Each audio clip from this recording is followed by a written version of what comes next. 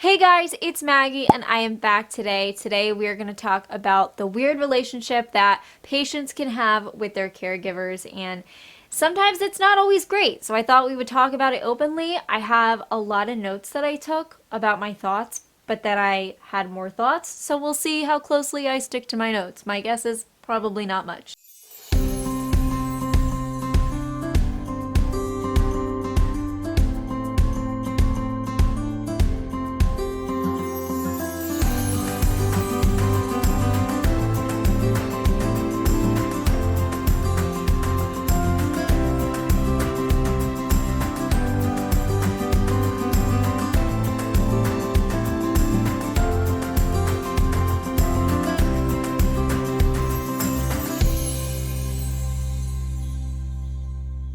I did decide to get a little festive in today's video. You can see the tree behind me. There is exactly one bulb that blinks on this tree. Don't know why. Don't know if it's supposed to do that or if it's, I don't know, broken or something. It's a green one. I don't know if you can see. Yeah, there we go. You see that guy? I don't know what's wrong with it. Anyways, let's talk about the patient and caregiver relationship. And I don't necessarily like using the words caregiver because it makes me feel like I can't do anything for myself, and that is not the case at all. So I'll probably switch up my wording a bit throughout the video. I might call it support person. I may call it caregiver just out of habit. I don't know. I also want to note that I realize not everybody is fortunate enough to have a caregiver. There are many patients out there that don't have a family member or a friend that is able to assist them when they need it. And it is unfortunate, and frankly, I don't know how I would have survived life without my dad or without Zach. I do recognize that that is the case, and there are other people in the world that can act as caregivers, like nurses, home nursing, there are personal care assistants. So when I talk about what I'm going to talk about today, I'm generally referring to people that are family members or friends or spouses or people like that who you already have a relationship with, and now it kind of changes a bit because you're a patient and they have to take on a new role with you. I think it's pretty obvious that health stuff is stressful. It's stressful for everybody. There's so much that patients have to take on. They have to do tests, surgeries, medications, deal with insurance, all these different things. But I think we often forget that a caregiver or the support person can take on a lot of that too without really saying it out loud. Like, I feel like we look at the patient and we're like, oh my God, they're going through so much. You don't really look at the caregiver and go, oh my God, they're going through so much, when they still are. A lot of the stress does fall on a support person, and I know that was the case growing up. I was diagnosed when I was 11 with Crohn's disease, and for me it was just the stress of learning to swallow pills. I had never done that before, and having to get blood work really often and getting IVs and having to get sedated for colonoscopies and endoscopies and all that stuff. That was stressful for me, because I didn't know that world. I was not familiar with it yet. But my dad was my main caregiver growing up, and he took on a lot of stress too. I think as patients, we can forget a lot that caregivers oftentimes have to rearrange their entire lives to deal with us. I say deal with us. That isn't a great wording for it, but it is. Like, that's what they're doing. Sometimes they have to leave their careers. They have to change their whole schedule up so that way they can take you to appointments or whatever you need. The financial strain can be so significant. My dad was the one that handled the fallout of everything that I was going through. So if I was getting a surgery done or a procedure done, he would have to deal with fighting with insurance because 9 out of 10 times there was something wrong with the billing or the insurance didn't cover it when it should have. He was the one that, after going to the doctor, this was back in the day when we did paper scripts and there was no doctor calling the pharmacy, and that all we had was paper. We would give a paper prescription to the pharmacist from my doctor. And my dad was the one that handled all of that, made sure that my medicines were correct. I remember him oftentimes like sitting at our pharmacy counting the pills in the parking lot because so many times they gave us the wrong amount of medication for the month. That was all on him. And that was stress that I didn't really realize at the time, but looking back, I realized that was a lot. I really feel like even though, I had the medical stress, I had to go through the actual pain of everything, I feel like the stress was worse on my dad than it was for me. I was able to take things day by day. I could kind of like drown out the future or, not acknowledge that I had a colonoscopy next week. And I would just know that today I had to take my pills and I had to do whatever treatments I had to do to get to tomorrow. Whereas my dad had to plan out days, weeks, months in advance because that's just how we had to do it. I mean, I was on medications in the beginning that I would have to get twice weekly blood draws done because they had to monitor the levels really closely.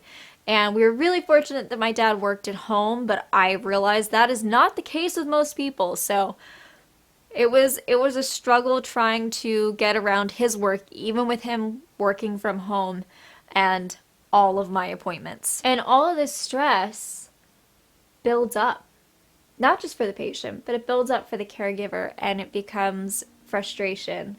And my dad was the best. Like, I would not be alive today without my dad. But he was not immune to the stress that was building up from all of this.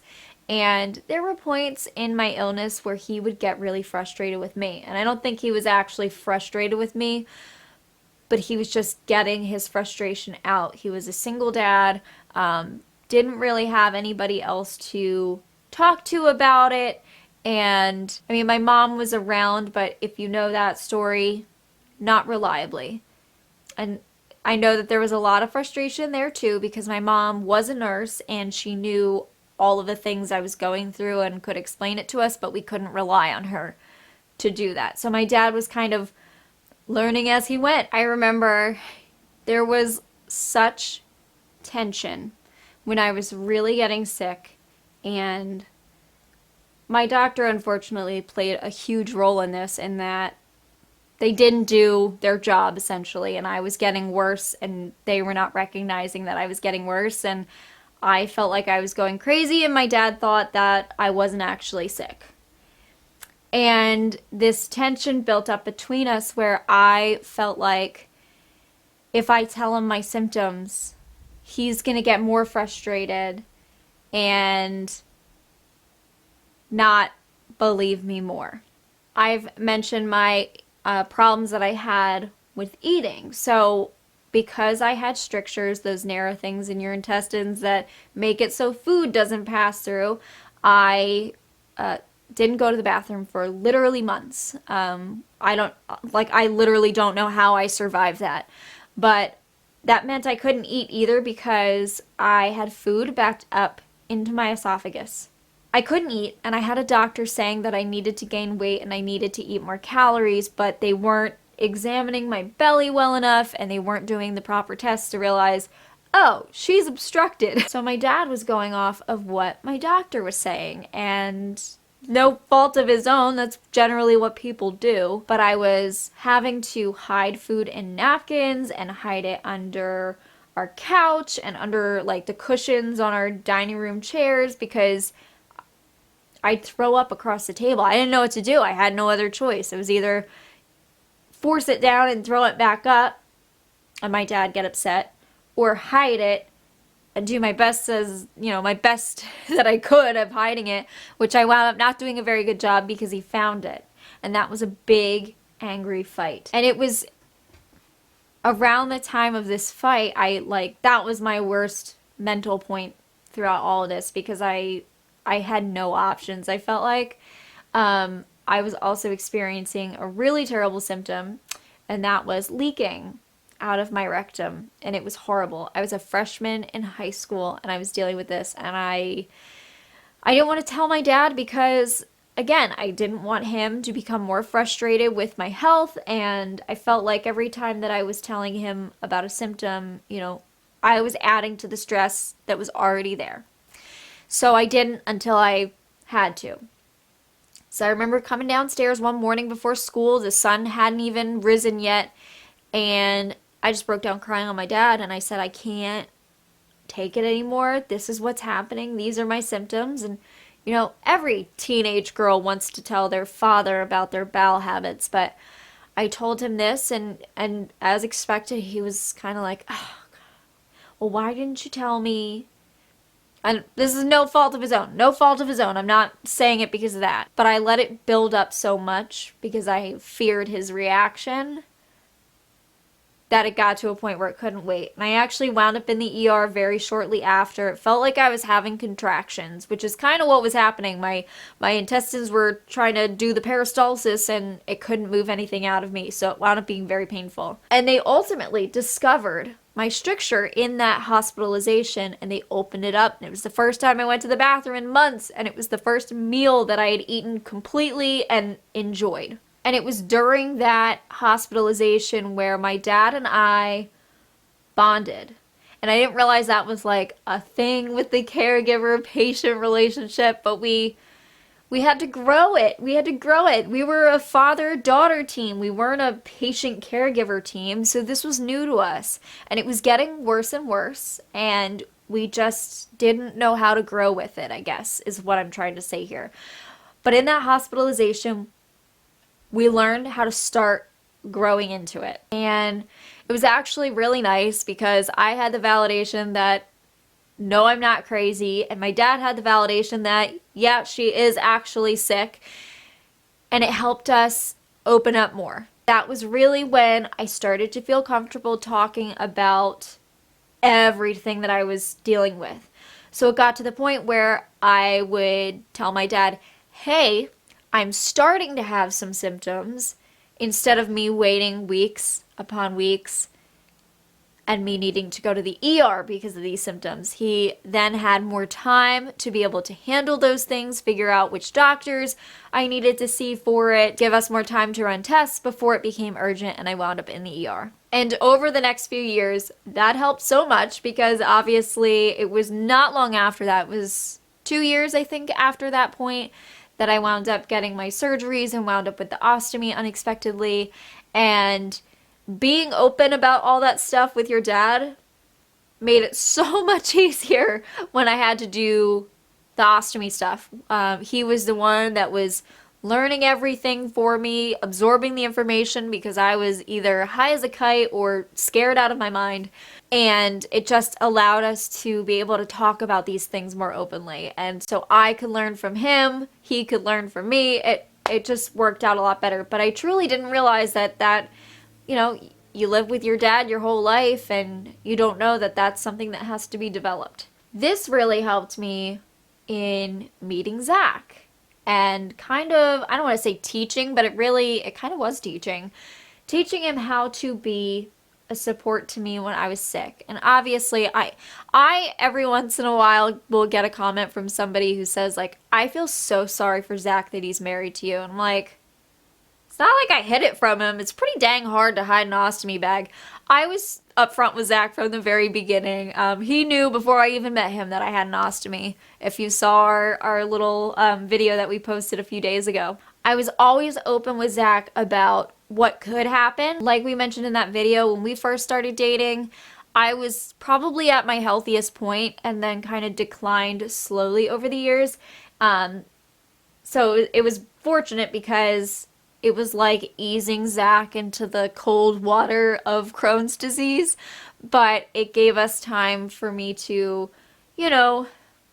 show him how sick I could get. And I remember the first time that I was truly, truly sick, and this is like something else I think about too. I think that there are caregivers to normal people, healthy people, whatever you want to call them. And then there are caregivers to people with chronic illness, and it's just two different ball games. And it's not to say that people with chronic illness don't get regular sick. I've gotten colds before, things of that nature where you can sit on the couch and you can watch TV and you can laugh. You know, I can laugh with Zach. I'm sick, but I'm not sick. Then there's chronic illness sick. And the first time that happened to Zach and I, it was actually only a couple of years ago. I didn't know what was going on, but I had had some weird, hardcore bouts of nausea. And when I say nausea, I was like puking nonstop and then it would go away. Didn't really know what was going on. And the first round that this happened, I was super sick and I was like, Zach, I don't know what to do. I feel awful. And he could tell that this was different than me just having a cold or like having a stomach bug. I was like, there's something wrong. Something's really off and I don't know. I'm not sure what to do. Thankfully, I had a friend at my doctor's office that worked there, and I texted her, and she talked to the doctor, and they coordinated for me to get a shot of Phenergan in my butt. So Zach had to drive me to the doctor's because they said, you're going to get this shot and you're going to knock out. You're going to fall asleep. So Zach, you know, he did what he had to do. He brought me there. He made sure that I was okay and brought me home, got me all comfortable. And it actually was only maybe a week or two after that point when I got really sick. The night before I got really sick, I was taking my temperature, and I tend to run kind of low temperature wise. I'm usually around 97 degrees. And I remember taking my temperature because I was like, I just feel off. And I was 98. I said, Zach, I know it's going to sound crazy because the normal is 98.6, but 98 is a little high for me.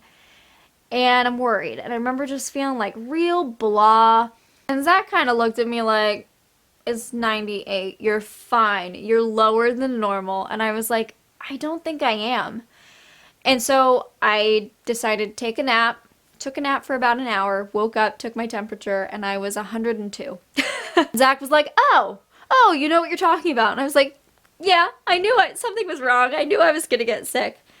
So, you know, took some Tylenol, whatever. Went to sleep, and the next day, I didn't feel good. Zach had to go to work, so he left the house, and I actually don't remember much that day because I couldn't wake up. I just slept on the couch.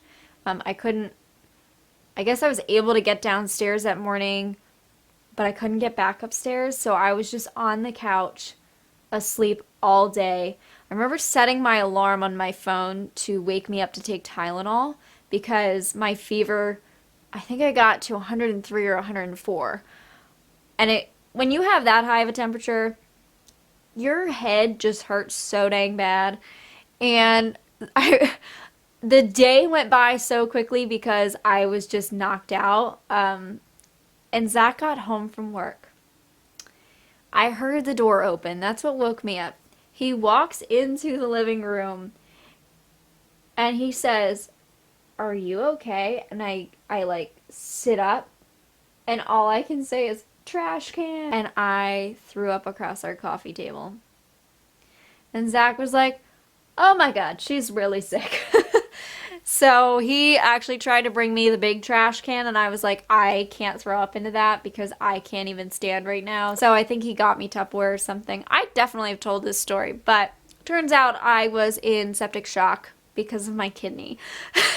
But that was like the really real true first test of Zach being a caregiver because he had to make sure that I survived the next night. I actually had an appointment the next morning with my colectomy surgeon. It was supposed to be my first consult for that, but my dad was taking me to that appointment, thank goodness, so he had to make sure that I would make it through the night. I was like, I just want to make it through tonight. I don't want to go to the ER.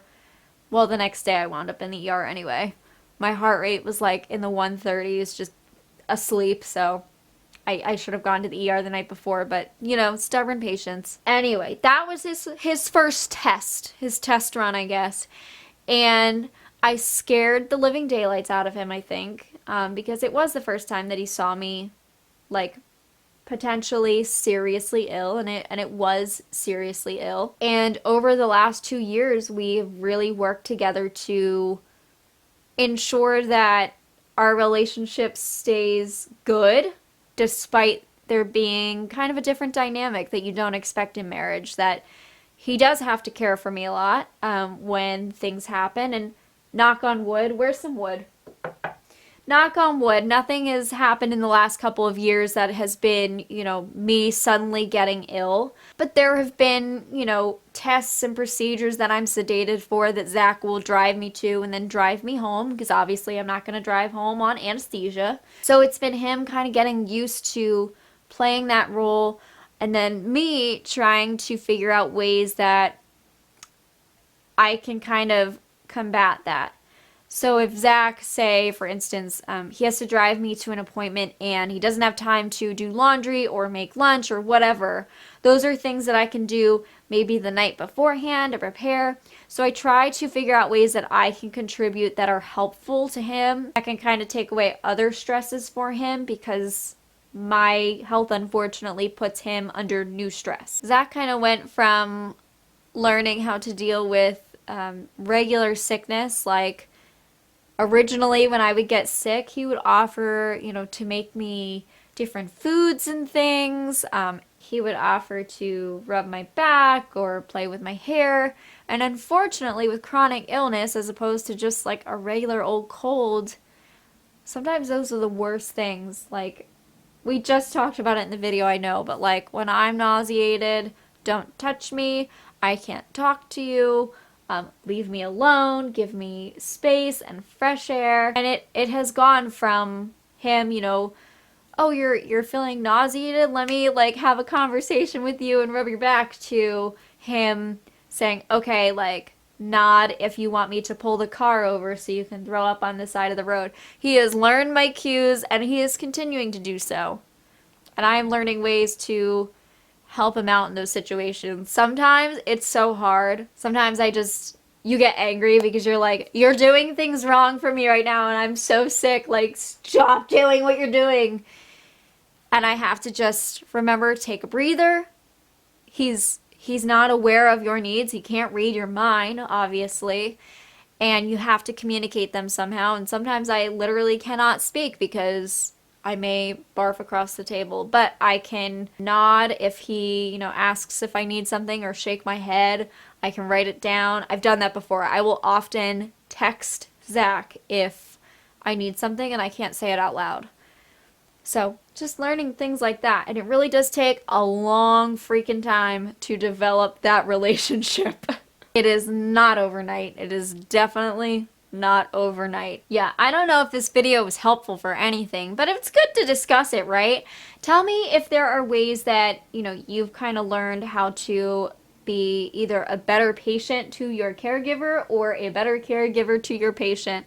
Whatever that relationship may look like, if it is a husband or a wife or a parent or a child or something like that, let me know ways that you've kind of helped improve the relationship, because there is a lot of strain. There's a lot of strain on relationships when, unfortunately, chronic illness and severe health problems become involved.